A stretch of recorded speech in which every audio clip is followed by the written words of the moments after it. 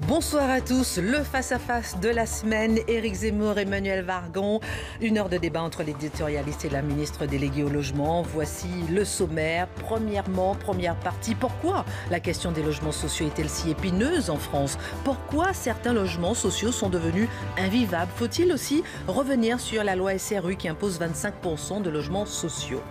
Deuxième partie, dans la politique du gouvernement, les propriétaires sont-ils les mal-aimés de l'immobilier? La France est-elle trop laxiste envers les squatteurs et trop dure envers les propriétaires? Et puis troisième partie sur le féminisme. Alors que le 8 mars a été l'occasion de nombreuses manifestations, parfois extrêmes, le féminisme est-il toujours l'allié des femmes? C'est parti pour le face-à-face.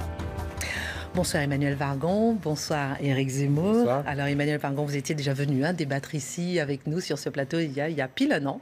On est ravis de vous recevoir à nouveau. Vous étiez alors secrétaire d'État à la transition écologique et solidaire et maintenant vous êtes ministre délégué au logement. Vous avez travaillé dans plusieurs ministères sociaux en tant que secrétaire général, travail, santé, jeunesse, sport. Vous êtes diplômé de HEC et vous êtes diplômé de l'ENA. On va commencer, Éric Zemmour et Emmanuel Vargon, par une première partie où on va analyser la politique des logements sociaux, leur impact, leur rôle, leurs forces, leurs limites. En décembre dernier, vous avez dévoilé votre intention de sanctionner les communes qui ne comptent pas assez de logements sociaux afin de multiplier leur création sur le territoire. Cette annonce, on l'a vu, a suscité l'indignation de nombreux élus locaux. Pourquoi la question des logements sociaux est-elle si épineuse en France ? Bonsoir Christine Kelly, bonsoir Éric Zemmour. Bonsoir.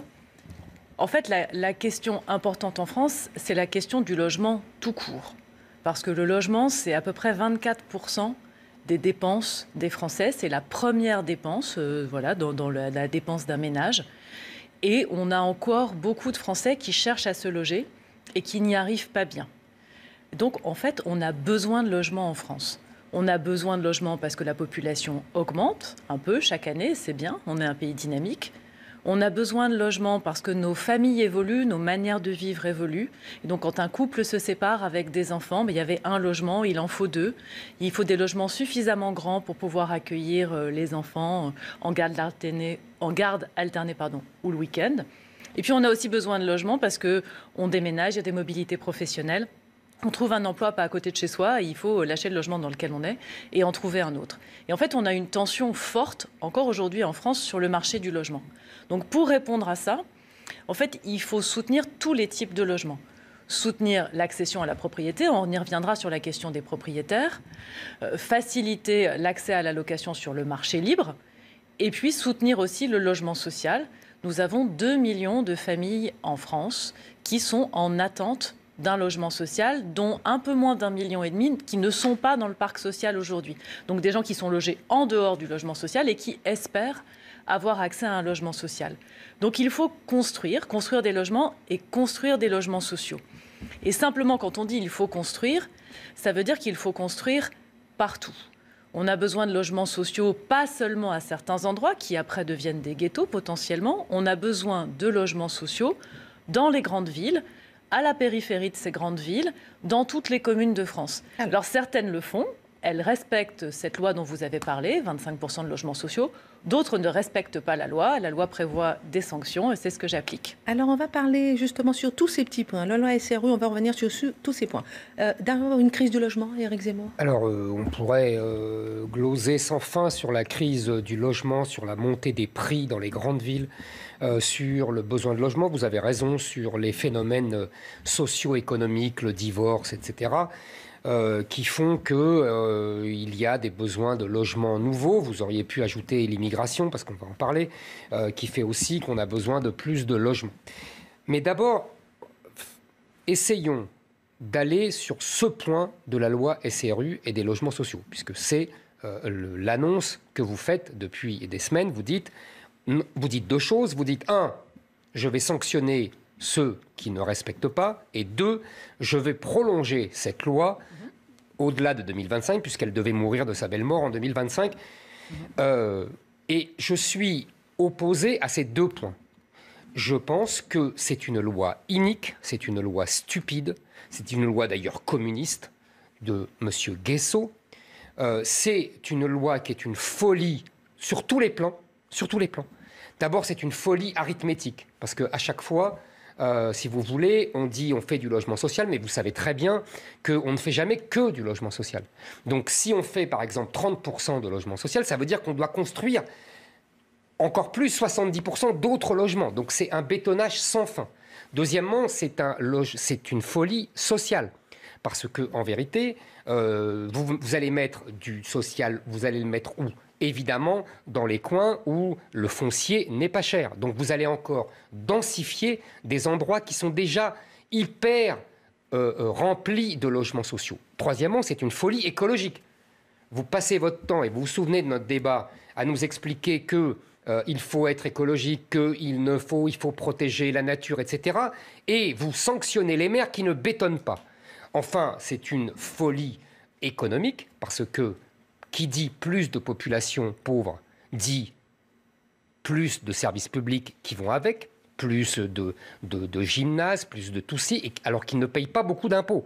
Donc c'est les maires qui vont payer tout ça derrière, qui vont payer la note. Et enfin, je vais vous dire, sous un air social, sous un air, progressiste, en vérité, vous faites seulement des heureux qui sont les promoteurs. Madame la ministre, parce qu'ils font des marges énormes sur ce bétonnage à tout va, et ce sont les seuls heureux de cette histoire. Alors, elle vous répond. Loi stupide ? Je suis heureuse de voir que le point de départ, nous le partageons. Il y a besoin de logement. Le point de départ. Non, mais... Après, j'entends ce que... Je vais répondre évidemment sur le logement social. Non, je ne partage pas ce point de départ, mais c'est pas grave. C'est ce que vous avez dit. Oui, non, mais à partir du moment... les gens ont besoin de logement, voilà. oui. À partir du moment où il y a besoin de logement, il y a besoin de logement pour toutes les catégories de la population. Certains peuvent se loger avec leurs propres moyens sur le marché libre. D'autres ont des moyens plus limités et ont besoin de logements dont les prix sont maîtrisés. C'est le principe du logement social. Alors vous dites, le logement social, en fait, c'est l'accueil des pauvres. Le logement social, 70% des Français sont éligibles au logement social. 70% de nos concitoyens peuvent demander un logement social. Donc le logement social, en fait, ce sont déjà les classes moyennes des populations mélangées. Le logement social, les gens qui peuvent y prétendre, ce sont les infirmières, ce sont les caissières, ce sont les aides-soignantes, ce sont ceux sur lesquels on est bien content de compter quand on est en confinement et qu'il faut quand même faire tourner les services essentiels. Après, la question, c'est on leur propose d'habiter où à toutes ces personnes ? Et le fondement de la loi SRU, c'est une loi communiste, mais c'est aussi une loi qui a été voulue par d'autres majorités. Ça vient après la loi Besson. C'est tout un continuum. Donc, un continuum de gauche. On dit, on les loge partout.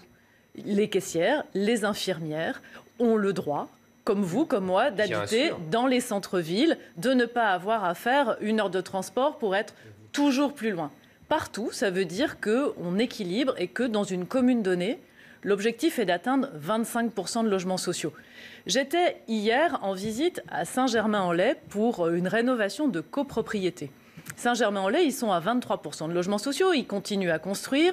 Ce n'est pas une ville qui est traumatisée par ça. Je salue d'ailleurs le maire Arnaud Péricard. C'est possible, y compris dans des communes riches.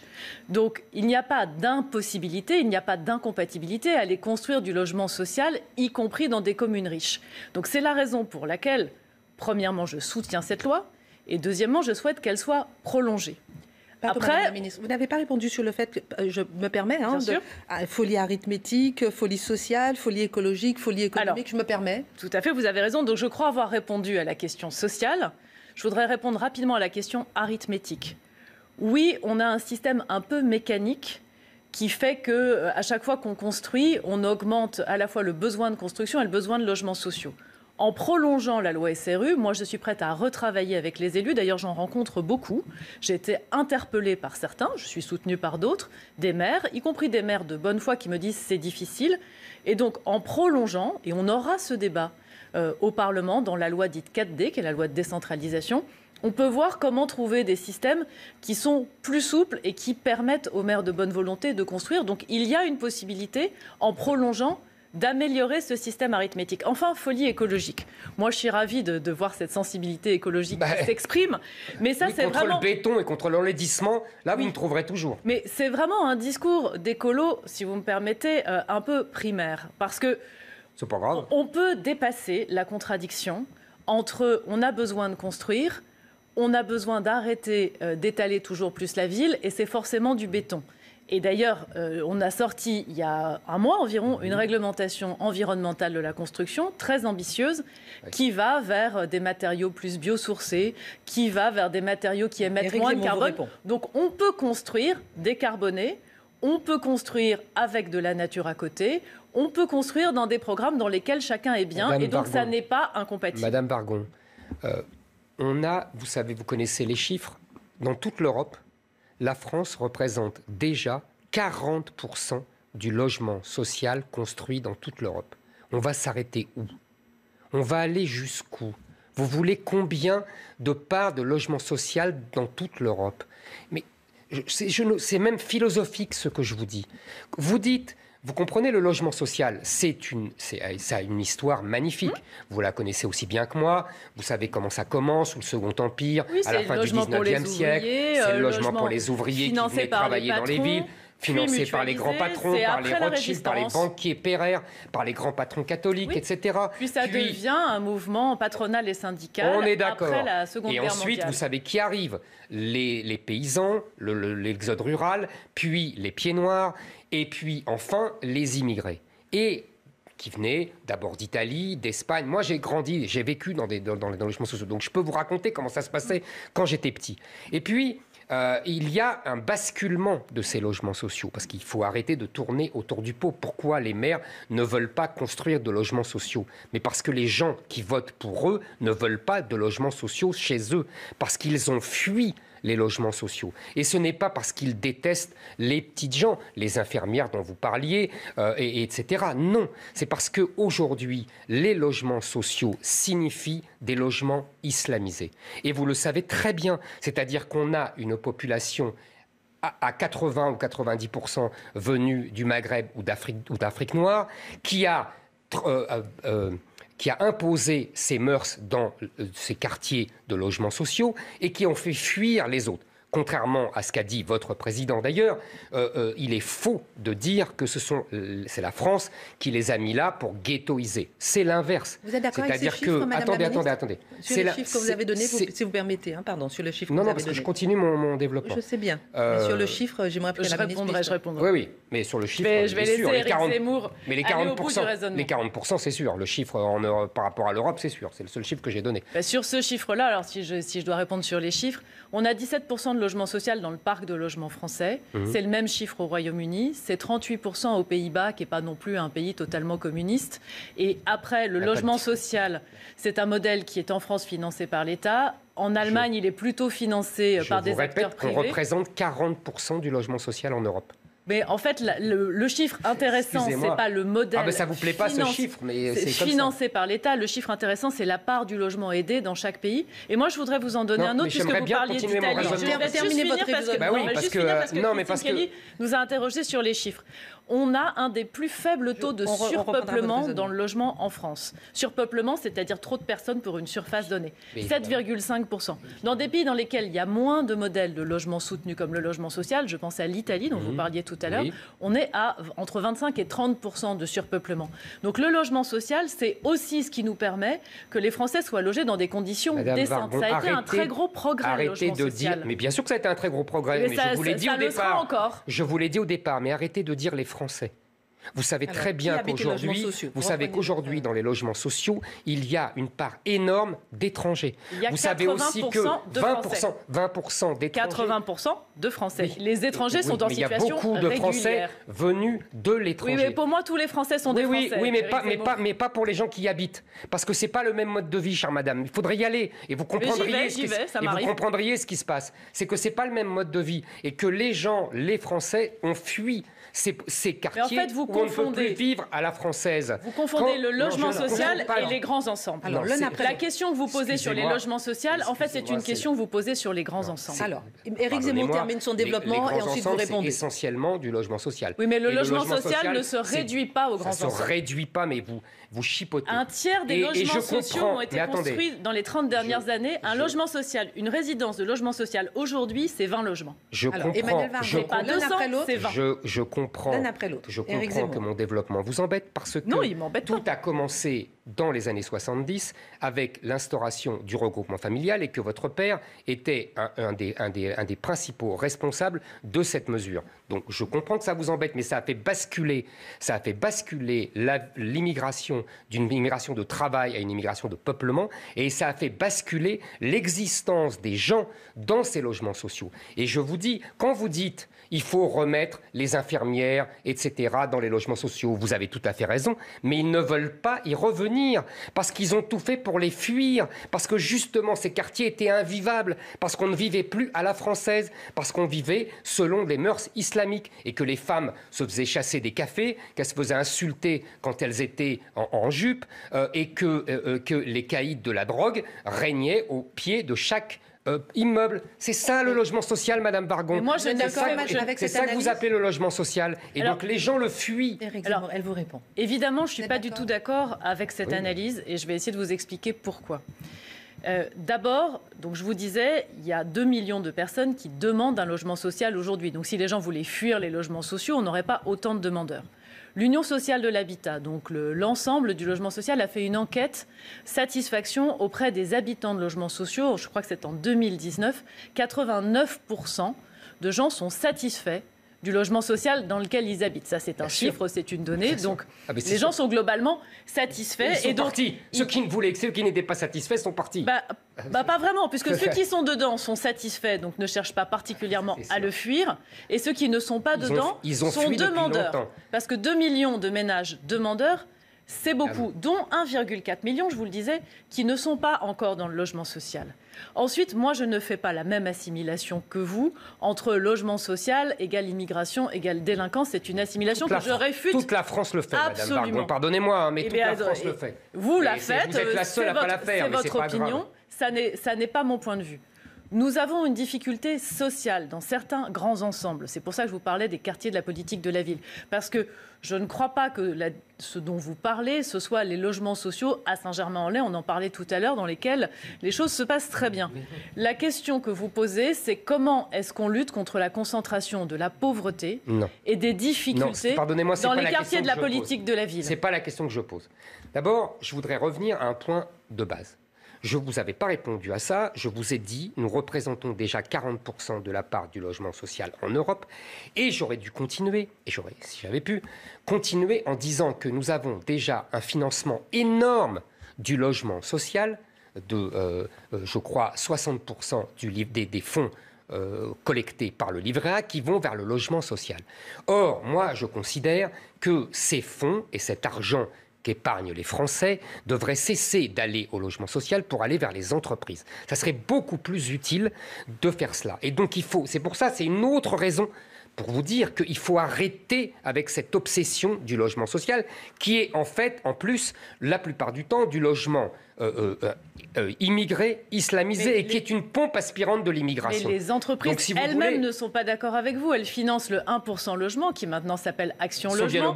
Elles le financent librement. Les partenaires sociaux le défendent, du MEDEF à la CFDT, en passant en fait par tous les partenaires sociaux. Moi, je ne vous parle pas du 1%, je vous parle du livret A, des 60% du livret A. Non, mais vous me dites, il faudrait que cet argent soit mobilisé par les entreprises. Non, vers les entreprises. Non, Madame Vargon, vous n'avez pas entendu ce que j'ai dit. Vers les entreprises.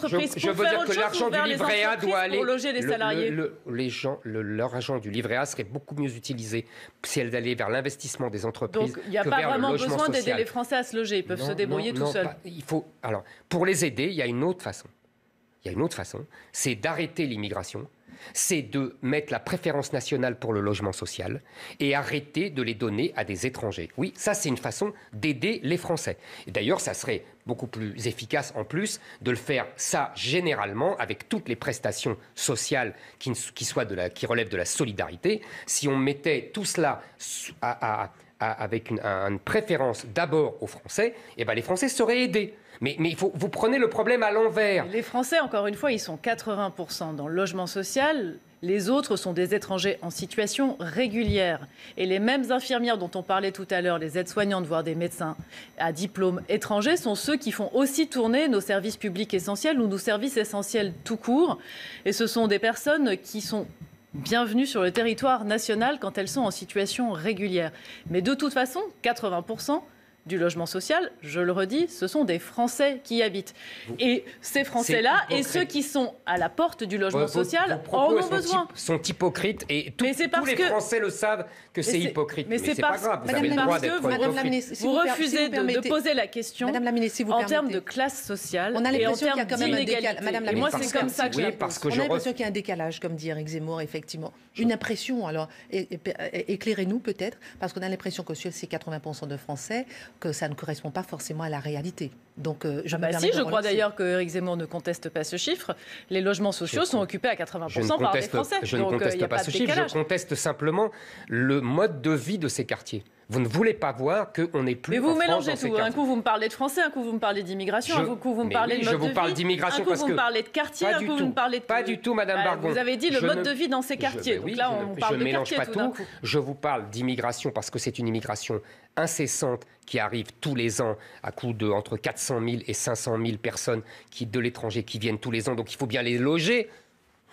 Donc voilà. Et deuxièmement, après, je parle... Les titres de séjour, je crois que c'est plutôt autour de 250... C'est 270. Voilà. Seulement, vous oubliez là-dedans les 100 à 150 000 droits d'asile qui sont déboutés mais qui ne sont jamais expulsés. Qui sont logés dans des centres d'hébergement spécialisés. Les 150 000 droits d'asile, non. Donc ils ne sont pas dans le logement social. Ils finissent par être logés... Non, madame. Ils finissent par être logés dans le logement social. Je voudrais vraiment être très clair là-dessus. Dans le logement social, ne sont logés que des personnes en situation régulière. Mais ils finissent par être... Donc les déboutés du droit d'asile, s'ils ne sont pas en situation régulière, ne sont pas tributaires de logements sociaux. Ils finissent par être en situation régulière au fil de plusieurs années. Et c'est sans fin.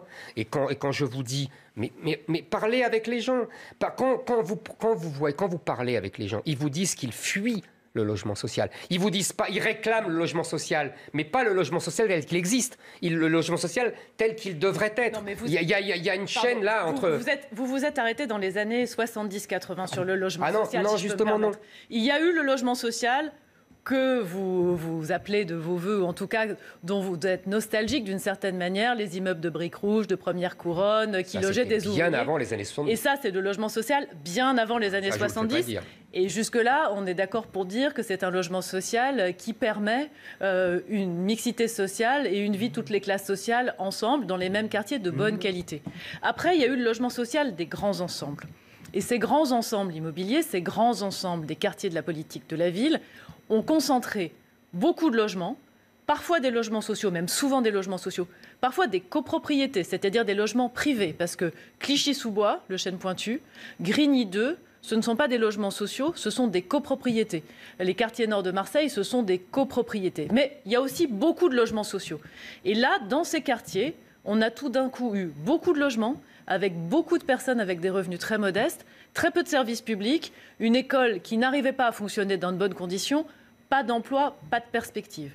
Depuis les années 90, on construit des logements sociaux différents, plus petits.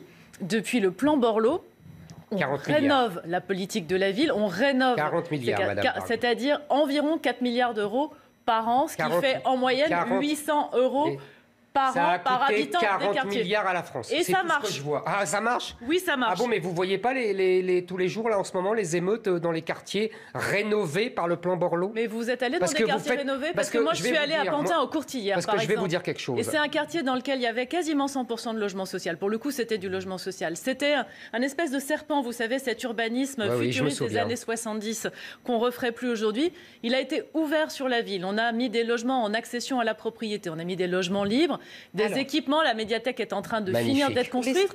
Et bien, ça va beaucoup mieux. Bien sûr. Éric Zemmour vous répond. Et puis vous m'appellerai quand elle flambera, votre médiathque. Parce que je vais vous dire quelque chose. Oui, mais il y en a d'autres, vous savez. Il y en a d'autres qui ont flambé, qui étaient toutes neuves dans la banlieue parisienne. C'est classique. Je vais vous dire pourquoi. Vous faites deux erreurs, mais c'est normal. Ce sont les deux erreurs que font les élites françaises depuis 40 ans, et les élites de gauche en particulier. Les deux erreurs, elles sont simples. La première, c'est de croire que l'important est le bâti. Vous expliquez qu'il faut casser, qu'on a bien fait de casser. Très bien, on a bien fait, c'est beaucoup plus joli, vous avez tout à fait raison. Mais les gens sont les mêmes. Et donc les problèmes sont les mêmes. Et donc le mode de vie est les mêmes. Les trafiquants de drogue sont toujours là. Les boutiques halal sont toujours là. Les femmes qui se font insulter quand elles rentrent des cafés sont toujours là. C'est le mode de vie, Madame Bargon, qui ne change pas. Le bâtiment, oui, change, c'est très bien. Et tant mieux pour eux. Hein, je répète, c'est 40 milliards quand même. Donc c'est encore les Français. Ce sont encore les Français qui payent. Sur 30 ans. Laissez-le terminer. Ce sont encore les Français qui payent. Donc, encore une fois. Mais c'est pas grave. En tout cas, ce qui est un fait, c'est que ça ne change rien. Regardez les émeutes en ce moment à la Duchère. Vous avez suivi ça ? Les émeutes à la Duchère, quartier magnifiquement rénové. Il a même eu un label éco-quartier. Comme c'est beau, ça flambe tous les soirs en ce moment. Les flics se font castagner à coups de tirs de mortier. Qu'est-ce qui a changé, Madame Wargon ? Qu'est-ce qui a changé ? Les immeubles sont plus beaux, il y a de belles couleurs. Mais qu'est-ce qui a changé sur le fond ? Alors, je laisse répondre et je vous pose une autre question dans la foulée. Comment est-ce qu'on attribue les logements sociaux ? Est-ce qu'il n'y a pas une certaine ghettoisation, une concentration ? Absolument, je pense que c'est la bonne question en fait. Moi, je suis d'accord que la rénovation du bâti, elle est nécessaire, mais elle n'est pas suffisante. Il faut rénover le bâti parce qu'on ne peut pas laisser ces grands ensembles se dégrader et on ne peut pas laisser cette architecture finalement très enfermante des années 70 comme ça, mais qu'il faut accompagner ça de politiques efficaces en matière de sécurité. Et je vous rappelle qu'on fait des quartiers dans lesquels on renforce la présence policière. En matière d'éducation, on a dédoublé les classes et je pense qu'il faut continuer à faire des efforts particuliers pour rendre attractives les écoles dans ces quartiers. En matière d'attribution de logements sociaux, et vous avez raison d'y venir, Christine Kelly, parce que c'est un point important. Les attributions de logements sociaux, c'est un moyen pour faire en sorte qu'on n'ajoute pas toujours de la pauvreté ou de la difficulté dans des quartiers qui sont déjà difficiles. Ça suppose de rendre les quartiers plus attractifs, donc c'est pour ça que je vous parlais de sécurité, d'école et aussi d'activité économique. Mais si on arrive à faire venir des familles plus diverses, avec une mixité sociale plus grande, avec des échanges différents, alors on casse les ghettos, je finis juste, et on arrête le communautarisme. Madame Wargon. Et c'est à travers cette politique d'attribution de logements sociaux, parce que vous avez raison, il faut à la fois construire partout pour ne pas construire toujours au même endroit, et à la fois attribuer en étant attentif à l'équilibre de ces attributions, qu'on arrive à recréer de la mixité sociale dans ces quartiers. J'ai une question simple à vous poser. Est-ce que vous mettriez vos enfants dans ces écoles-là ? La réponse est non, et vous le savez très bien. Parce que personne ne veut mettre ses enfants dans ces écoles-là. Pour une raison simple, c'est que le niveau est très faible et que la violence y est partout répandue. Deuxièmement, et c'est pour ça que les gens ne veulent pas y aller, vous prenez le problème à l'envers. Pourquoi les logements sociaux marchaient auparavant ? Je vous ai dit, moi j'ai vécu. Je vais vous dire pourquoi. Parce qu'il y avait le modèle qui était l'ouvrier français. L'ouvrier français était le modèle, la référence pour tous ceux qui arrivaient. Et tout le monde se calait sur les mœurs de l'ouvrier français. D'ailleurs, il y avait une part comique. Vous savez, dans les films français des années 50, on s'en moque gentiment.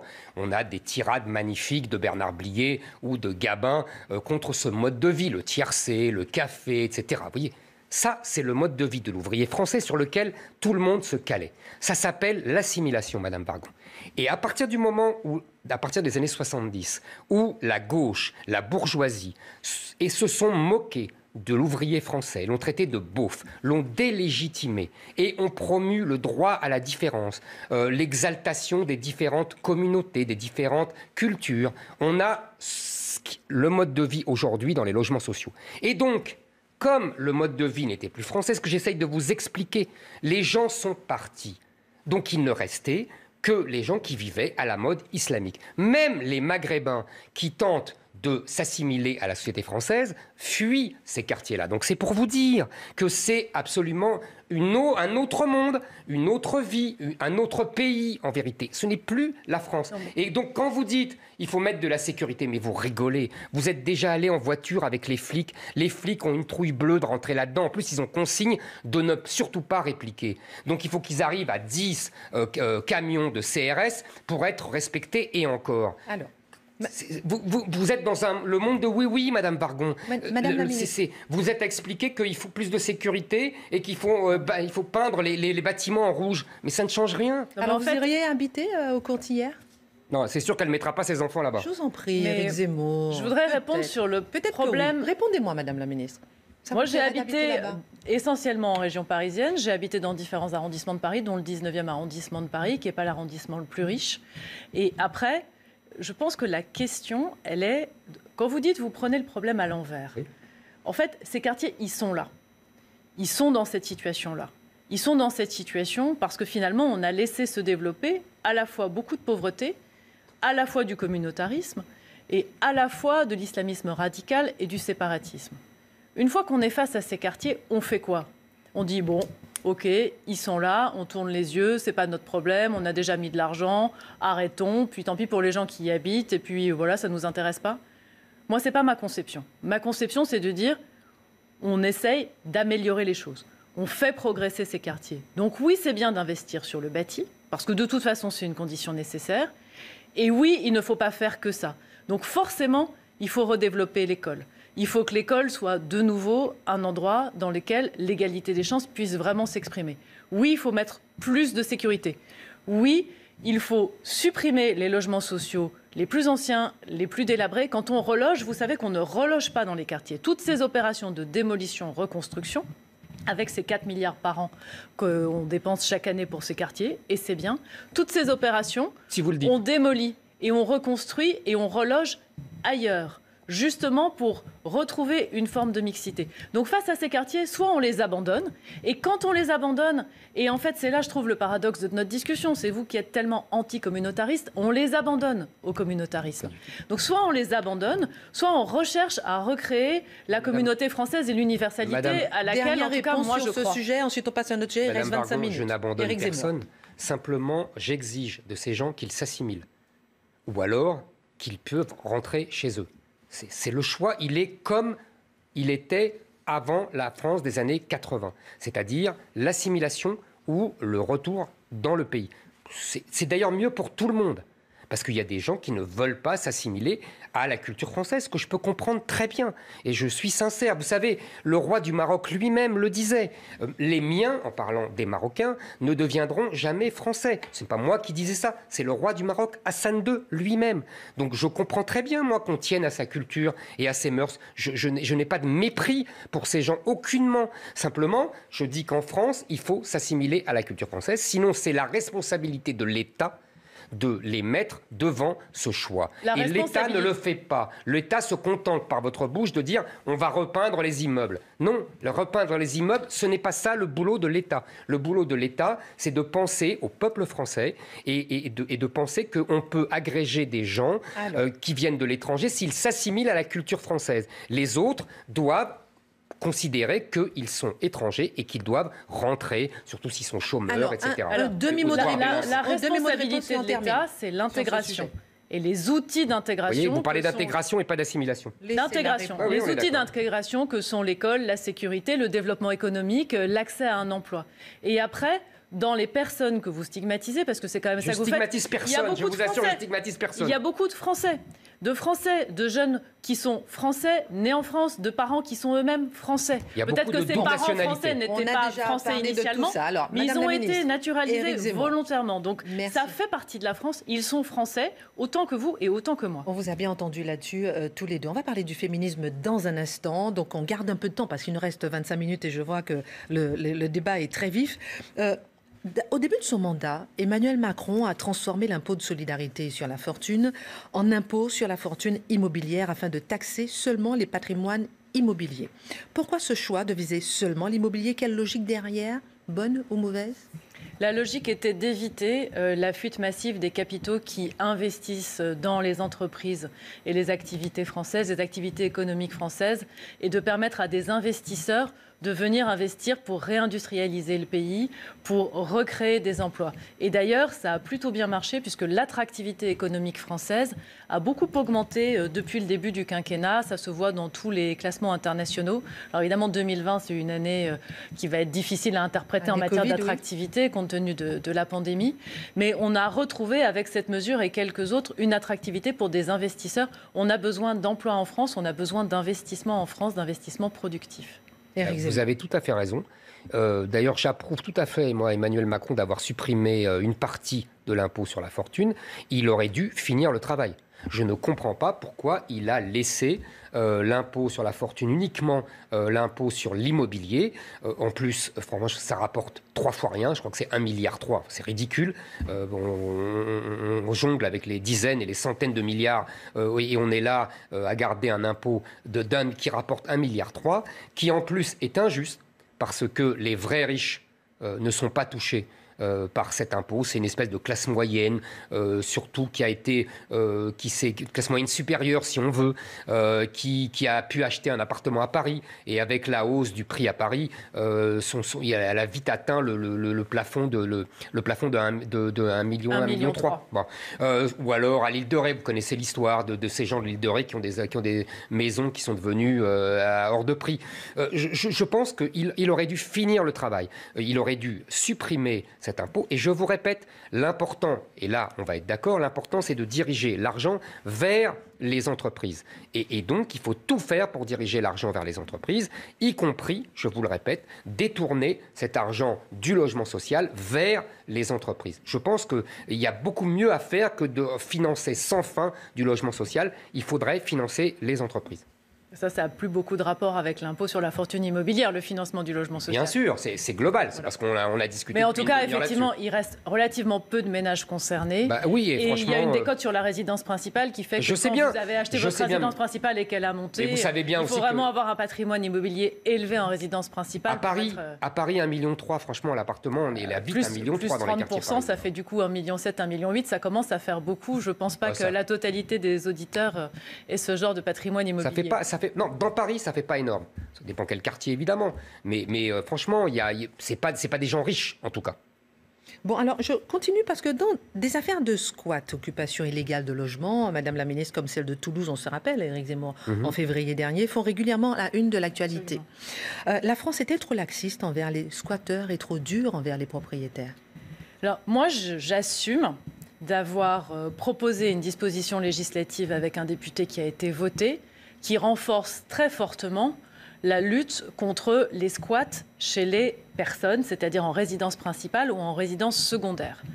Quand je suis arrivée et que j'ai été interpellée par une affaire de squat emblématique qui était à Théoul-sur-Mer il y a maintenant un petit peu moins d'un an, l'été dernier, je me suis rendu compte qu'on avait une réglementation compliquée, révélée par CNews d'ailleurs, pas très bien comprise par les uns et par les autres, pour savoir quand un squatteur squattait une résidence principale ou secondaire, qu'est-ce que pouvait faire le propriétaire? Donc j'ai décidé de regarder ce sujet avec attention parce que moi je partage le point de vue que c'est absolument insupportable de voir un squatteur arriver dans une résidence principale ou secondaire. Je ne mets pas la partie bâtiment administratif, bureau désaffecté dans la même situation. Je pense qu'on ne parle pas de la même chose, mais quand on parle de chez les gens, on ne peut pas laisser ces situations durer. Donc nous avons fait voter une disposition, elle est maintenant applicable, elle a été votée en décembre, qui dit que quand il y a squat de résidence principale ou secondaire ou toute autre catégorie intermédiaire, il suffit d'aller porter plainte. Et le préfet peut décider en 48 heures d'accorder ce qu'on appelle le concours de la force publique, c'est-à-dire en gros la police vient chercher les squatteurs et les met dehors. En revanche, si on les bureaux, ça ne vous gêne pas? L'affaire de Toulouse, je finis juste sur l'affaire de Toulouse parce qu'elle a été emblématique, était une situation particulière au plan du droit parce que la situation de ce squat avait été portée devant la justice avait jugé, accordé l'expulsion des squatteurs, mais avait décidé d'accorder aux squatteurs le bénéfice de la trêve hivernale, ce qui n'est pas le cas dans le nouveau dispositif où la trêve ne s'applique pas. On avait une décision de justice, donc une autorité de la chose jugée, et du coup c'était pas possible juridiquement de faire appliquer la nouvelle loi sur une décision qui avait été prise avant. Donc c'était un cas intermédiaire. Finalement, les squatteurs sont partis et ça, c'était une bonne nouvelle. Mais maintenant, les nouvelles affaires, plus besoin d'aller devant la justice. Donc je le dis aux propriétaires potentiellement concernés, dépôt de plainte. Ensuite, la plainte est transmise directement au préfet et le préfet peut agir sans attendre une décision de justice. Donc on va gagner beaucoup de temps. C'est une très bonne nouvelle. Et au moins, j'espère simplement que les préfets seront diligents et qu'ils ne traîneront pas et qu'ils n'auront pas peur des conséquences, etc. etc. Mais en tout cas, moi, tout ce qui va effectivement dans le sens de la lutte contre les squats est très bienvenu. Donc, je vous en félicite. Vous savez quand même qu'aujourd'hui encore, on est davantage puni si on chasse le squatteur soi-même que si on est squatteur. Vous savez que la législation prévoit des peines inférieures pour le squatteur que pour celui qui se fait justice lui-même. Alors je veux bien qu'on ne se fasse pas justice soi-même, mais enfin, je trouve ça assez fort de café de punir davantage le type qui se défend et qui veut chasser son squatteur que de chasser le squatteur. Il y a des aberrations comme ça dans la législation française que je vous invite à corriger puisque vous êtes ministre du logement. Je vous remercie beaucoup de cette invitation parce qu'en fait, on a tenté de le faire dans cette loi de décembre. Et donc, dans cette loi, qui était une loi plutôt sur les mécanismes économiques, on a aggravé les peines pour les squatteurs, justement considérant qu'on avait quand même un déséquilibre. Le Conseil constitutionnel l'a sanctionné pour cavalier législatif. Je suis désolée, c'est un peu technique, mais c'est en gros, comme ça n'avait pas de rapport avec le texte initial, on est arrivé par amendement et c'est pas la procédure. Donc il ne l'a pas sanctionné. Donc vous êtes obligé de refaire votre copie. Donc il faudra qu'on trouve un autre texte dans lequel le faire, mais le gouvernement s'en est rendu compte, on a assumé, c'est un amendement que j'ai soutenu, il a été voté et finalement il n'a pas été adopté parce que c'était pas le bon texte. Là, on est d'accord. Donc sur ce sujet, nous sommes d'accord. Madame la ministre, rapidement, je vous relance sur les autres bâtiments qui ne sont pas justement les bâtiments vides. Là, il n'y a rien qui est prévu. Alors là, la justice, le droit classique s'applique. Et donc on est dans la défense du droit de propriété. Et quand un propriétaire veut faire valoir le droit de propriété, il va devant la justice. Parce que ces procédures devant les préfets, ce sont des procédures d'exception par rapport à la justice. Dans le reste du temps, on saisit la justice, un tribunal juge, rend une décision et après la décision s'applique. Alors, merci beaucoup. On va passer à cette dernière partie sur le féminisme à l'épreuve du militantisme. À l'occasion de la journée des droits des femmes qui s'est déroulée ce lundi 8 mars, de nombreuses manifestations féministes ont eu lieu, parfois extrêmes, je le disais en titre. Et le féminisme, est-ce qu'il est toujours, Madame la ministre, l'allié des femmes? Ne risque-t-il pas de devenir surtout l'ennemi des hommes? Alors, comme dans toutes les causes et comme dans tous les mouvements, il y a parfois des prises de position extrêmes. Mais je pense qu'on a encore besoin, en France aujourd'hui, de défendre les droits des femmes, parce qu'on a encore beaucoup de sujets sur lesquels on n'est pas à l'égalité réelle entre les hommes et les femmes. C'est vrai sur les salaires. C'est vrai sur les salaires dans le privé, on a un écart d'environ 15%. C'est même vrai dans les salaires dans le public. Et d'ailleurs, Amélie de Montchalin, mais je crois qu'elle a dû vous en parler quand elle est venue il y a quelques jours, a prévu un plan de réduction de cet écart, de suppression de cet écart entre la rémunération, entre les femmes et les hommes dans la fonction publique. Il y a un deuxième sujet sur lequel je pense qu'on peut progresser, et ça, ce n'est pas un sujet législatif, c'est un sujet de prise de confiance, c'est ce qu'on appelle la charge mentale. Parce que la charge mentale, ça veut dire que les femmes qui travaillent font à la fois leur carrière professionnelle, mais ont de facto la responsabilité de la vie de la famille, de s'occuper des enfants. Ça ne veut pas dire qu'elles font tout, mais ça veut dire qu'elles sont responsables de cette organisation. Et ça, c'est un sujet qui doit évoluer progressivement et sur lequel l'égalité n'est pas respectée. D'ailleurs, le confinement a plutôt aggravé les choses. Éric Zemmour. Madame Wargon, à chaque fois, c'est la même chose quand il y a ce genre de discussion qui vient sur la table. Je trouve que j'ai toujours envie de dire, mais de quoi vous vous mêlez? La cause des femmes, moi je ne me sens pas illégitime à en parler. Non, mais vous avez le droit de parler de tout ce que vous voulez. Voilà. Parler de tout ce que vous voulez. Mais là, vous rentrez chez les gens. C'est-à-dire que quand vous dites il y a une répartition des rôles qui est comme ci et qui n'est pas comme ça devrait être, je vous répète, de quoi vous vous mêlez? C'est l'équilibre dans les couples, entre les hommes et les femmes, ça ne regarde personne. Alors, les rémunérations, c'est pas tout à fait la même chose. Je vais parler des rémunérations. Mais là, je vous parle de votre... D'accord. Ce que j'appelle la charge mentale. La soi-disant. Oui, soi-disant. C'est pas vous appeler... On a le temps, il reste 15 minutes. Charge mentale, ça ne veut... Bon, je vais reprendre. Mais je vais reprendre. Je vous parle d'abord des rémunérations. Le 15% est un chiffre faux. C'est-à-dire que c'est un chiffre qui mélange des carottes et des navets. En vérité... il faut comparer les choses comparables, c'est-à-dire les gens qui ont le même emploi dans le même secteur. Et là, on tombe à des chiffres très faibles. En vérité, le 15 ou 20%, parce que d'habitude on dit 20%, donc vous réduisez un peu la dose, c'est parce que les femmes font beaucoup plus de temps partiel que les hommes et beaucoup plus dans des secteurs qui sont moins payés, c'est-à-dire le social, la santé, etc., alors que les hommes sont dans d'autres secteurs qui sont mieux payés pour la plupart. Donc il faut arrêter de comparer ça. Et là, encore une fois, vous allez me dire, oui, mais il faut que les femmes aillent dans des secteurs qui sont mieux rémunérés, il faut qu'elles soient dans la finance, il faut qu'elles soient ingénieures. Et là, de nouveau, je vais vous dire de quoi vous vous mêlez. Les gens font ce qu'ils veulent. Les femmes choisissent les métiers qu'elles veulent. D'ailleurs, elles sont plutôt meilleures élèves que les garçons. Donc si elles avaient envie de choisir ces secteurs-là, elles le feraient. Moi, je connais des jeunes femmes qui ont fait des études très brillantes, qui ont commencé dans la finance et qui ont quitté ensuite la finance pour gagner moins, parce que le métier ne les intéressait pas, parce que l'ambiance ne les intéressait pas. Donc je vous répète, de quoi vous vous mêlez? Continuez sur la charge mentale. Non, mais parce que oui, la charge mentale, c'est la même chose. Si vous voulez, on essaye, parce que c'est un problème global. D'abord, on invente des mots. Ça c'est le génie du progressisme en général, c'est qu'il invente des mots et qu'il les impose à la société. Vous savez, c'est le mot de Lénine. Faites-leur manger le mot, vous leur ferez avaler la chose. Et donc ça, c'est une technique de propagande avérée et d'une technique de propagande communiste avérée et que tous les progressistes ont reprise à leur compte. Et donc, féminicide, charge mentale, et vas-y, ça déroule les mots, écriture inclusive, etc. Tous ces mots qui sont complètement en déconnexion avec la vie des gens. Et c'est ça le problème, parce qu'il y a un fond totalitaire dans le féminisme. C'est-à-dire que, pourquoi je dis ça? Totalitaire, ça veut dire changer la vie des gens. Changer la vie des gens. Imposer la vision aux gens. Et tout simplement parce que le féminisme pousse à l'indifférenciation. C'est-à-dire qu'on veut croire que les hommes et les femmes, c'est la même chose, et qu'il n'y a pas de différence biologique, qu'il n'y a pas que tout n'est que différence sociale. Or, c'est faux. Ce qui ne veut pas dire inégalité. Vous comprenez ce que je veux dire? On a le temps de revenir sur les sujets. Madame la ministre vous répond. Donc, la charge mentale, c'est pas un mot, c'est un mot nouveau, mais c'est un fait. Et pour reciter Lénine, les faits sont têtus. Absolument. Voilà. Bon. De quoi on parle? On parle du fait que dans une répartition entre guillemets classique à laquelle personne n'a réfléchi dans un couple, très souvent, plus souvent que l'opposé, bien sûr il y a des exceptions, c'est la mère de famille qui se retrouve à être de facto responsable d'aller aux réunions parents-prof, de se demander si la sortie scolaire c'est bon, voire d'accompagner la sortie une fois de temps en temps, de faire les rendez-vous médicaux, très probablement de faire les menus pour répondre à la sempiternelle question de qu'est-ce qu'on mange ce soir, etc., etc.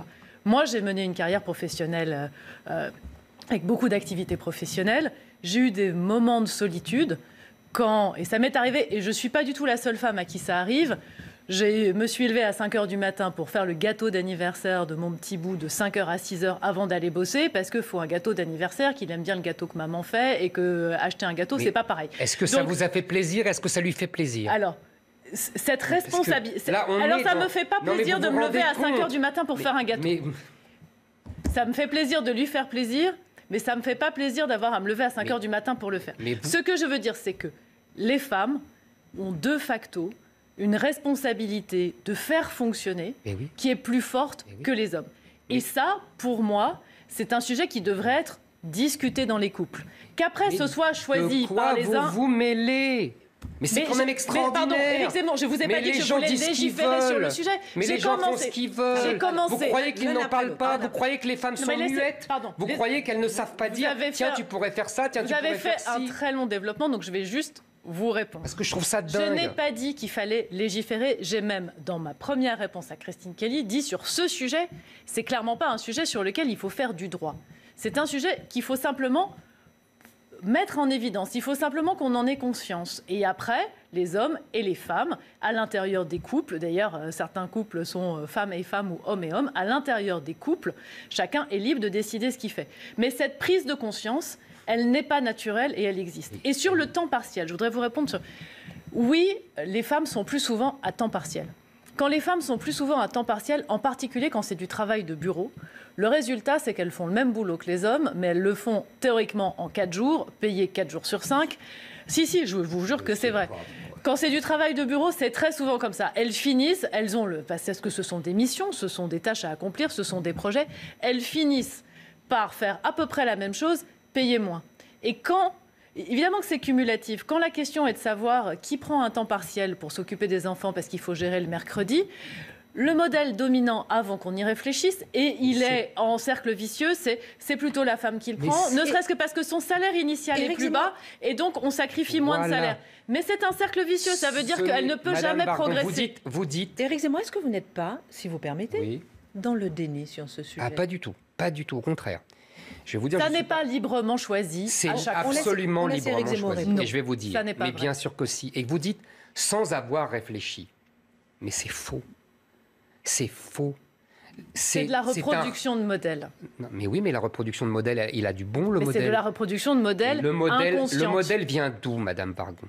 Il vient de l'origine des temps. C'est-à-dire que ce sont les femmes qui portent les enfants et avant, qui elles n'avaient pas le droit de vote, elles n'avaient pas le permis de conduire, elles ne pouvaient pas signer un chèque sans l'accord de leur mari. Enfin voilà, c'est des choses sur lesquelles on a évolué. Les lieux communs féministes. C'est quand même vrai. Vous voulez qu'on parle de ça? Je vais vous dire. Qui avait le droit de vote avant 1848? Personne. Qui avait le droit de vote? Qui avait des chéquiers avant les années 60? Les ouvriers étaient payés à la journée, voire à la semaine. C'est Georges Pompidou qui a imposé la mensualisation en 1969. Donc mais évidemment, non, parce que quand c'est arrivé, les femmes n'avaient pas le même droit que les hommes. Ça a pris des années avant que ce soit compensé. Vous êtes dans un narratif de lieux communs féministes. C'est pas des lieux communs, mais si, c'est une des réalité. Lieux communs. Qu'est-ce qui s'est passé? Vous avez une évolution de la société. C'est-à-dire que il y avait le capitalisme du 19e siècle qui avait besoin d'une structure de famille qui reposait sur l'épargne et de la division des tâches classique avec un homme qui allait travailler, qui travaillait très dur, qui travaillait 12 heures, 14 heures par jour. Il était favorisé, celui-là, l'ouvrier de Zola dans Germinal. Est-ce qu'il était favorisé par rapport à sa femme? Non. Il travaillait énormément, très dur. Et on avait, bien sûr, les deux travaillaient. Je vous le fais pas dire. Les deux travaillaient. La femme travaillait aussi. Elle travaillait à la maison parce qu'il y avait une séparation des tâches qui était induite par les systèmes. Elle n'est pas génétique, elle est culturelle. Non, elle est à la fois biologique et culturelle. Elle est biologique puisque les femmes portent les enfants, Madame Vargon. Ça ne veut pas forcément dire qu'elles font la cuisine pour l'éternité. Mais ça veut dire qu'elles nourrissent les enfants. Donc elles nourrissent la famille. Donc vous voyez, il y a une part de biologie.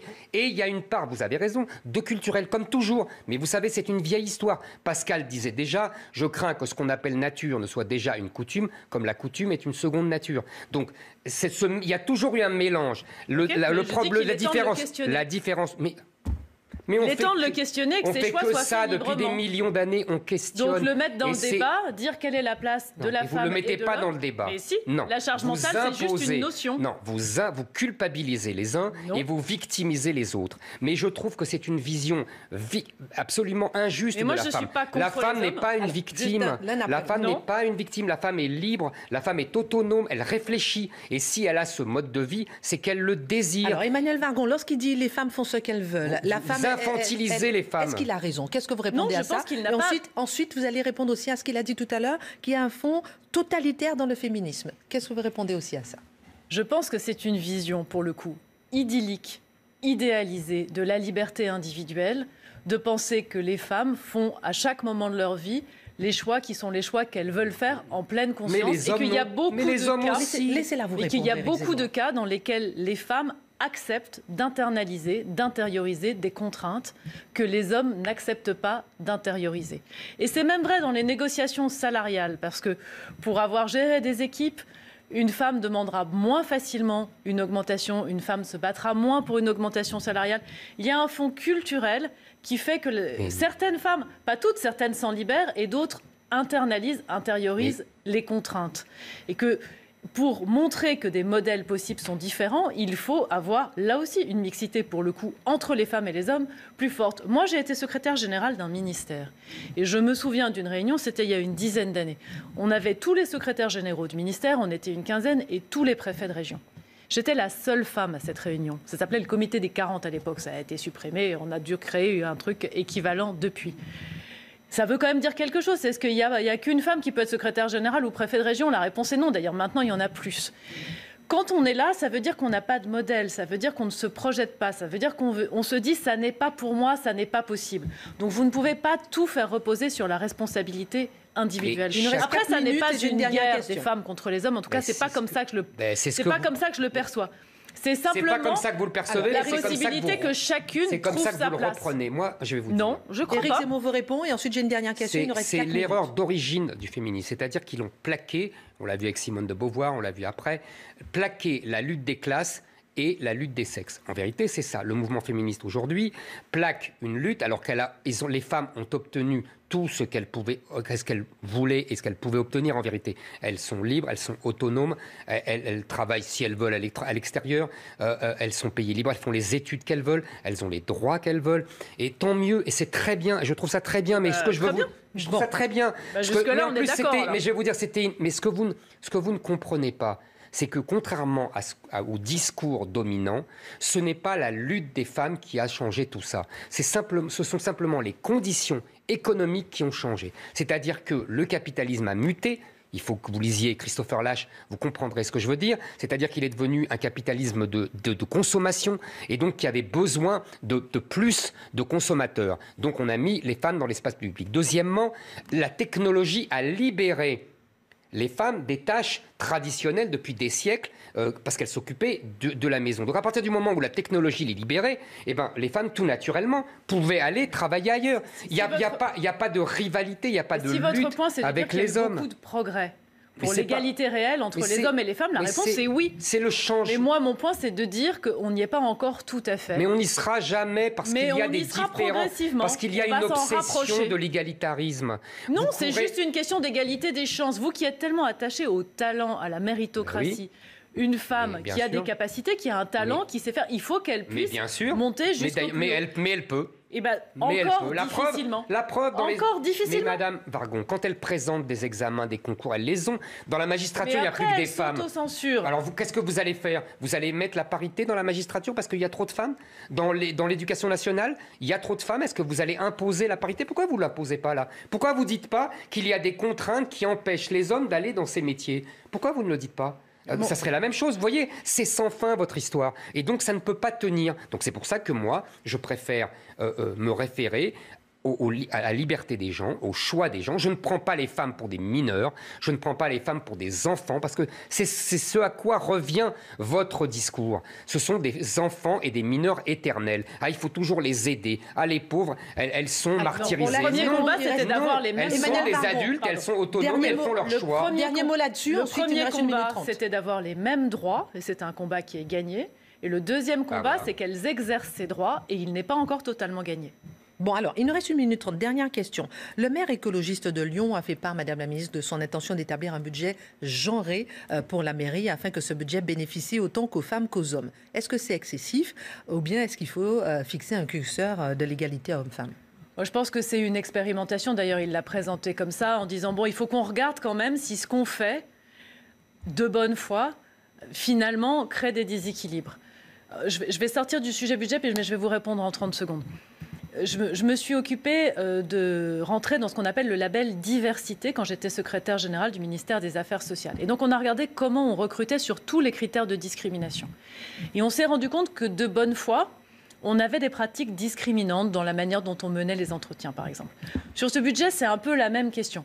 Est-ce que, alors qu'on pense qu'on fait un budget général pour tous les habitants, de facto, on accepte systématiquement, par exemple, les projets associatifs d'associations sportives qui sont plutôt des associations masculines et d'associations sportives au détriment d'associations sportives qui sont plutôt féminines? Est-ce que, alors qu'on est plein de bonne volonté et qu'on est pour l'universalisme, de facto, ce qu'on fait est incohérent avec nos valeurs? C'est pas inintéressant de regarder si ce qu'on fait est en accord avec ces valeurs, et je crois que c'est ça la logique de cette expérimentation. Ça mérite d'être regardé. Éric Zemmour ? C'est le sexe des anges.